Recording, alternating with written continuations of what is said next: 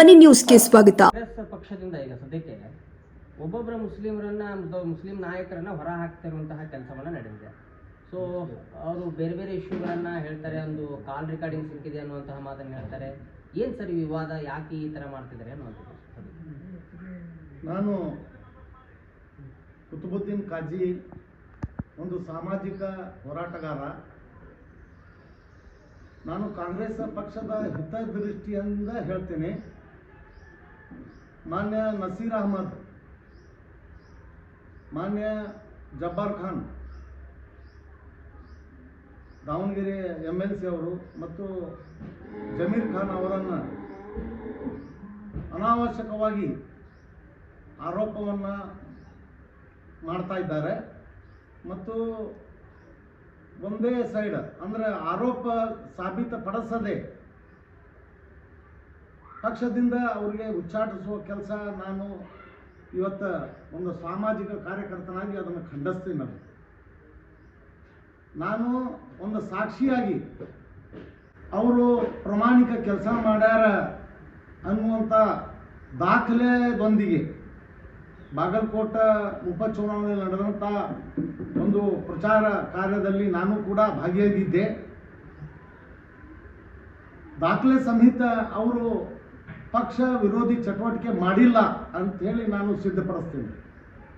ಬೇಕಾದರೆ ಯಾರು ಆರೋಪ ಮಾಡ್ತಾರ ಅವರು ಪಕ್ಷದ ವಿರೋಧ ಚಟುವಟಿಕೆ ಮಾಡ್ಯಾರ ಅಂತ ಸಿದ್ಧ ಮಾಡಿ ಅವ್ರಿಗೆ ಪಕ್ಷದಿಂದ ಉಚ್ಚಾಟಿಸಲಿ ಮತ್ತು ಅವರಿಗೆ ಹೊಂದಿರತಕ್ಕಂಥ ಸ್ಥಾನಗಳಿಂದ ವಂಚಿತ ಮಾಡಲಿ.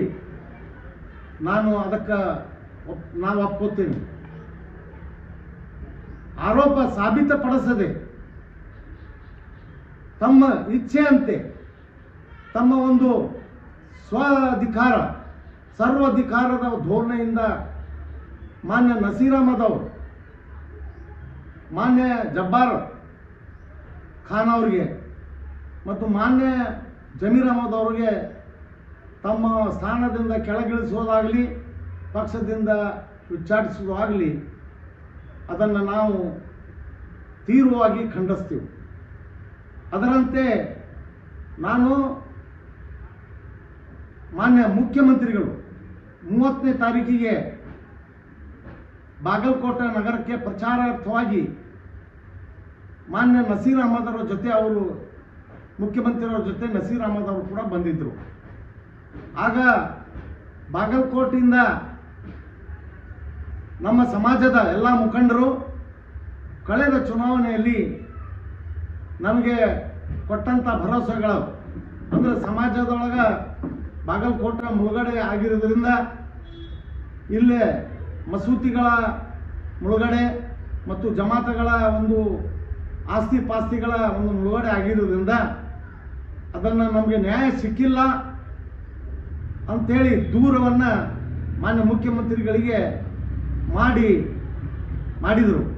ಆಗ ಮಾನ್ಯ ಮುಖ್ಯಮಂತ್ರಿಗಳು ಇಲ್ಲ, ನಾನು ನಸೀರ್ ಅಹಮದ್ ಅವ್ರಿಗೆ ಬಾಗಲಕೋಟೆ ನಗರದ ಎಲ್ಲ ಸಮಾಜದ ಸಮಸ್ಯೆಗಳನ್ನು ಪರಿಹರಿಸಾಕ, ಆಮೇಲೆ ನಿಮ್ಮ ಏನು ಸಮಸ್ಯೆ ಅದಾವು ಎಲ್ಲ ತಿಳ್ಕೊಳಕ ನಸೀರ್ ಅಹಮದ್ ಅವ್ರಿಗೆ ನಾ ಇಲ್ಲಿ ಬಾಗಲಕೋಟೆ ಪ್ರಚಾರದಲ್ಲಿ ಬಿಟ್ಟೀನಿ, ಅವರಲ್ಲಿ ಹೇಳ್ಕೋರಿ ಅಂತೇಳಿ ಮಾನ್ಯ ಮುಖ್ಯಮಂತ್ರಿಗಳು 30ನೇ ತಾರೀಕಿಗೆ ಹೇಳಿದ್ರು. ಅದರಂತೆ ನಸೀರ್ ಅಹಮದ್ ಅವರು ಬಾಗಲಕೋಟೆ ನಗರದ 42 ಮಸೂತಿಗಳ 50 ಜಮಾತಗಳ ಪ್ರತ್ಯೇಕವಾಗಿ ಭೇಟಿಯಾಗಿ ಅವರ ಸಮಸ್ಯೆಗಳನ್ನು ಆಲಿಸಿ ಪರಿಹಾರದ ಒಂದು ಭರವಸೆ ಕೊಟ್ಟು ಮಾನ್ಯ ಮುಖ್ಯಮಂತ್ರಿಗಳ ನೇತೃತ್ವದೊಳಗಿನ ಒಂದು ಸಭೆಯನ್ನು ನಡೆಸಿ ಸಮಾಜಕ್ಕೆ ಒಗ್ಗೂಡಿಸುವಲ್ಲಿ ಪ್ರಾಮಾಣಿಕ ಪ್ರಯತ್ನ ಮಾಡ್ಯಾರ. ಅದರ ದಾಖಲೆ ಕೂಡ ನಾನು ಮತ್ತು ಅವರ ಪ್ರಯತ್ನದೊಳಗೆ ಎಲ್ಲಾದರೂ ಪಕ್ಷದ ವಿರೋಧ ಚಟುವಟಿಕೆಗಳ ಮಾಡ್ಯಾರಂತ ಏನು ಆರೋಪ ಮಾಡ್ತಾರಲ್ಲ ಅದು ಕಂಡು ಬಂದಲ್ಲಿ ಅವರು ತಗೊಂಡ ತೀರ್ಮಾನಕ್ಕೆ ನಾವು ಬದ್ಧಾಗಿದ್ದೀವಿ. ಇಲ್ಲಂದ್ರೆ ತತ್ಕ್ಷಣದಿಂದ ಏನು ನಸೀರ್ ಅಹಮದ್ ಅವ್ರಿಗೆ ಮುಖ್ಯಮಂತ್ರಿಗಳ ರಾಜಕೀಯ ಕಾರ್ಯದರ್ಶಿ ಸ್ಥಾನದಲ್ಲಿ ಏನು ನೀವು ಕಿತ್ತಾಕಿರಿ ಅದು ವಾಪಸ್ ಪಡಿಬೇಕು. ಅವ್ರಿಗೆ ಮತ್ತೆ ಅವರ ಸ್ಥಾನವನ್ನು ಮುಂದುವರಿಸಬೇಕಂತೇಳಿ ನಾನು ಸರ್ಕಾರವನ್ನು ಒತ್ತಾಯವನ್ನು ಮಾಡ್ತೇನೆ.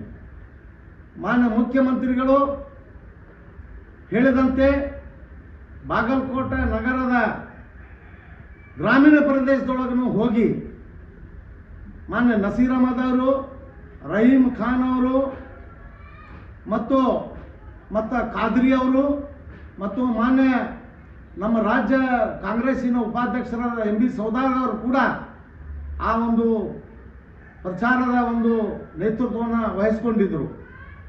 ಮತ್ತು ಆ ಪ್ರಾಮಾಣಿಕ ಕೆಲಸಕ್ಕೆ ಇವತ್ತು ಪಕ್ಷದ ಗುಂಪುಗಾರಿಕೆಯಲ್ಲಿ ತೊಡಗಿಸಿ ಒಂದು ಕಡೆ ಬರೀ ಆರೋಪ ಸಿದ್ಧ ಮಾಡದೆ ಅವರನ್ನು ತಮ್ಮ ಸ್ಥಾನದಿಂದ ಕಿತ್ತಾಕಿದ್ದು ನಾವು ಖಂಡಿಸ್ತೀವಿ. ಅದರಂತೆ ನೀವು ಮಾನ್ಯ ಮುಖ್ಯಮಂತ್ರಿಗಳು ಯಾಕೆ ಮೌನ ವಹಿಸ್ಯಾರ ಅನ್ನೋದು ನನಗೆ ಅರ್ಥ ಆಗ್ತಾ ಇಲ್ಲ. ಯಾಕಂದರೆ ಅವರೇ ಬಾಗಲಕೋಟೆ ನಗರದಲ್ಲಿ ಇದ್ದಂಥ ಸಮಸ್ಯೆಗಳನ್ನು ಆಲಿಸಿ ಕಾಂಗ್ರೆಸ್ ಪಕ್ಷಕ್ಕೆ ಅಲ್ಪಸಂಖ್ಯಾತರಲ್ಲಿ ಅಹಿಂದ ಮತಗಳನ್ನು ಒಗ್ಗೂಡಿಸುವ ಒಂದು ಕಾರ್ಯವನ್ನು ಕೊಟ್ಟಿದ್ದು ಪ್ರಾಮಾಣಿಕವಾಗಿ ನಸೀರ್ ಅಹಮದ್ ಅವರು, ರಹೀಂ ಖಾನ್ ಅವರು ಮತ್ತು ನಮ್ಮ ವಿದ್ಯುತ್ ನಿಗಮದ ಅಧ್ಯಕ್ಷರಾದ ಖಾದ್ರಿ ಅವರು ಮತ್ತು ನಮ್ಮ ಸೌದಾಗರ್ ಅವರು ಎಲ್ಲರೂ ಸೇರಿ ಮಾಡಿದ್ದಾರೆ. ಮತ್ತು ಅದಕ್ಕೆ ಆರೋಪ ಮಾಡೋರು ಅವರು ಪಕ್ಷ ವಿರೋಧ ಚಟುವಟಿಕೆ ಮಾಡಿದ್ದಾರೆ ಅನ್ನೋದು ಸಿದ್ಧಪಡಿಸುವುದು ಬಿಟ್ಟು ಅವ್ರಿಗೆ ಸ್ಥಾನದಿಂದ ಕಿತ್ತಾಕಿದ್ದು ಭಾಳ ನಾವು ಖಂಡಿಸ್ತೀವಿ.